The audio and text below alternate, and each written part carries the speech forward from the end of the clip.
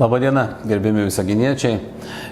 Šiandien papasakosiu apie šios savaitės pagrindinį įvykį. Tai aišku taryba, kuri vyko 20 birželio.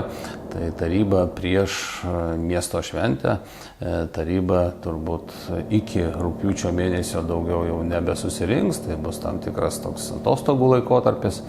Na ir aišku, klausimų buvo ne tiek daug, bet jie labai, mano galva, tikrai labai svarbus mūsų miestui, mūsų miesto gyventojams.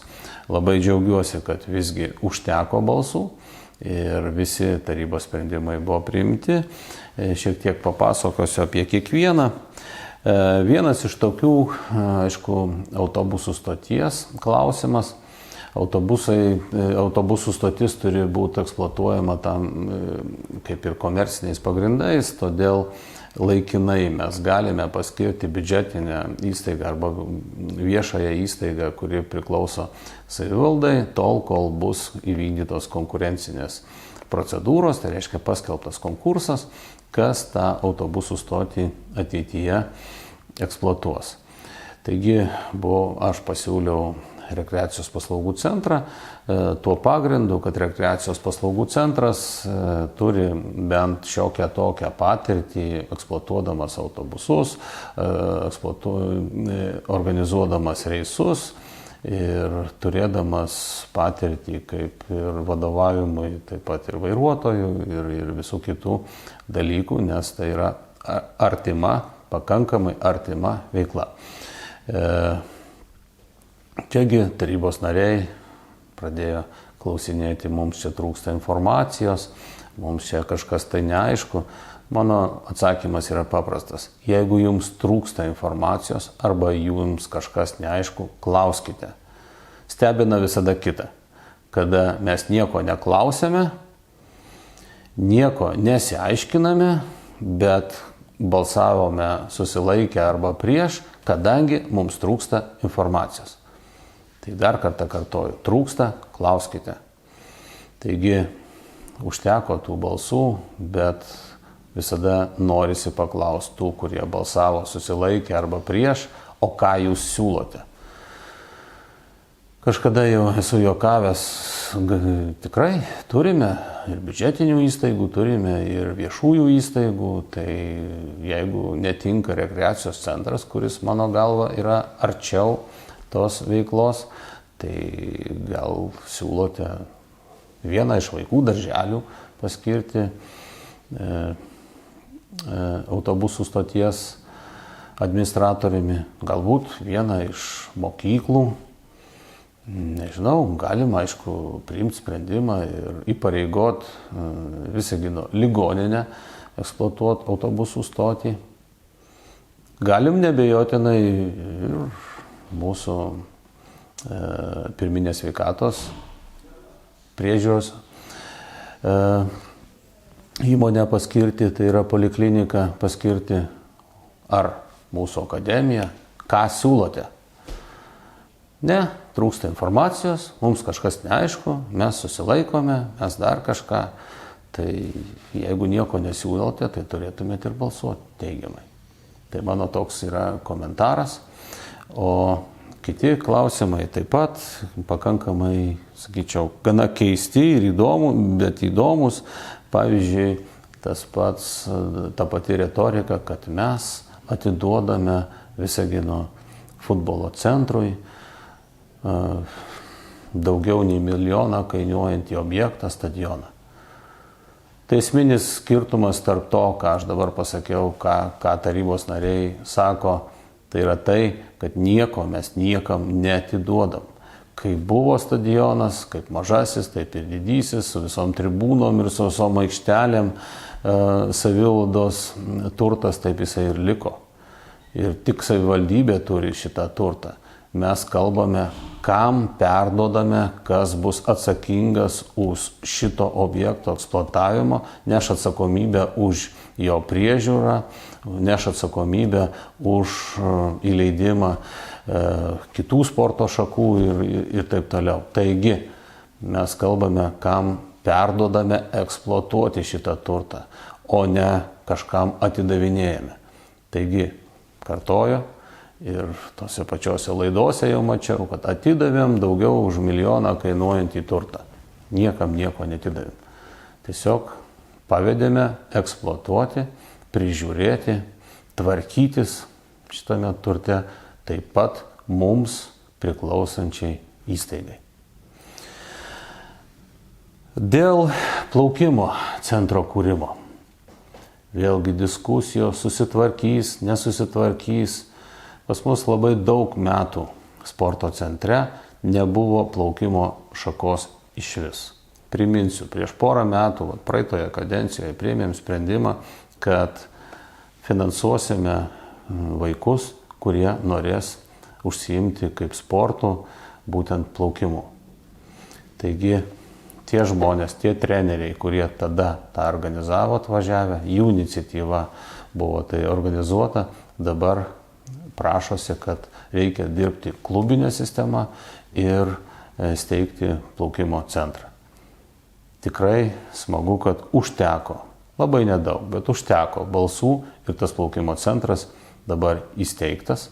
Mūsų vaikai, mūsų bendruomenė, kurie nori užsiimti būtent kaip sportų plaukimu, galės tą paslaugą gauti profesionalią. Stebina kita. Tai mes paskambinsim treneriui, ar jisai nori, o gal dar kažkas kažkur nenori. Gerbiamieji, turim šiek tiek globaliau mąstyti ir esmę žiūrėti, ar mes šią paslaugą kaip savivalda teikiame mūsų vaikams ar ne. Jeigu mąstote, kam ten kokią darbo vietą įkurt, tai mano galva jums tiesiog gal ir ne vieta taryboje. Turim vis dėlto pakeisti savo mąstymo būdą ir galvoti apie visuomenę, o ne apie kažkokį tai vieną ar kitą asmenį, kuriam patinka ar tai nepatinka steigimas ir jis gaus atlyginimą už tai ar negaus. Taigi tokie klausimai stebina, tikrai stebina kartais mąstymo būdai tam tikrų tarybos narių, bet šiek tiek vienas, kuris tikrai ypatingai svarbus buvo mūsų savivaldai klausimas, jis praėjo tikrai vienbalsiai buvo užbalsuota. Labai dėkoju tarybos nariams, kurie suprato, kad čia ne laikas ir ne vieta dabar kažkaip tai blaškytis. Kalbu apie funkcinės zonos finansavimo strategiją iki 29 metų. Taigi kalbam apie tą projektą, apie kurį tiek daug ginčytasi, ar jo reikia, ar nereikia. Aš jau prieš porą metų pasakau, kad jeigu mes įkursim šitą funkcinę zoną, vadinamą vizą, galėsime pasinaudoti papildomomis lėšomis, kad galėtume vystyti ne tik savo savivaldybę, bet ir su kaimynais padėti ir jiems. Taigi, užbalsavom, turėsim iki 29 metų, Visagino savivaldybė gaus iki 15 milijonų, Ignalinos iki 12 milijonų, Zarasai iki 10, beveik 11, tokias maždaug sumas papildomai, ko negalėtų gauti, jeigu tos vizos nebūtumėm įkūrę. Bet ir čia atsiranda tų, kurie, o kodėl niekas nepadaryta dėl pavėžėjimo tarp savivaldybių. Tai kažkur girdėjau, kažką sužinojau, nežinau iš kur, nebūdamas net posėdyje ar dar kas nors ir kalbu. Tai aš tiesiog pasakysiu taip, kad taip, aš kalbuosi su kolegomis, su kaimynų merais apie tai, kad laikas pradėti galvoti ir daryti reisus tarp Ignalinos Visagino, tarp Zarasų Visagino, tarp Turmanto ir taip toliau, tokius reisus. Ir būtent tam statoma autobusų stotis, o ne tam, kad ten kažkas pastatą pasistatytų. Pagrindinis tikslas yra mūsų savivaldybės lengvas pasiekiamumas. Ar tai būtų autobusais, ar tai būtų traukiniais, čia mes turime dėti pagrindinius aspektus. Ir kada kažką išgirdome, tai kalbame, kodėl čia vizoje strategijoje. Bet maišome net pačios savokos.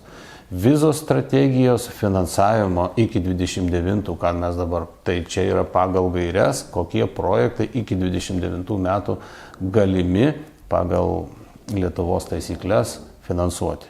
Tai čia tai mes pasitvirtiname. O kada kalbame apie pavėžėjimus, apie kitas bendras veiklas ir taip toliau, tai turėtumėm kalbėti apie vizos vystymo, visą daugiametį viziją, strategiją ir taip toliau. Ir tą tikrai darome, bet tarybos nariai matyt ne iki galo suprato.